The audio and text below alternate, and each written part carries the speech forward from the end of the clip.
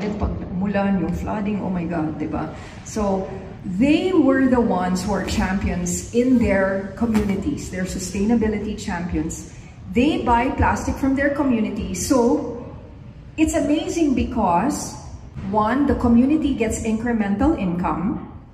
Two, the Aling Tinderas also earn an additional livelihood.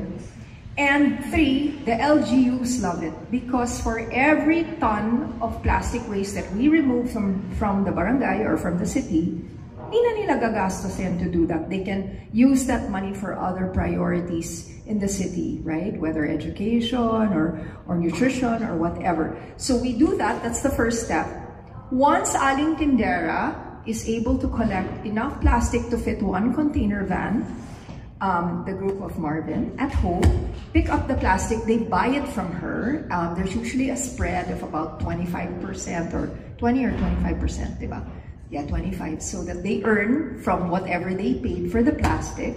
And then we deliver it to the processor. So sometimes it's a recycling, especially if you think about L'Oreal, they want recycling. Some people want upcycling. Or talagang pag hindi na siya ma-recycle or upcycle, it goes to energy recovery, usually co-processing. So we send it to the processors and then we have a third party audit the impact. Kasi hindi naman pwedeng kami, kasi check your own paper, hindi naman dapat, diba?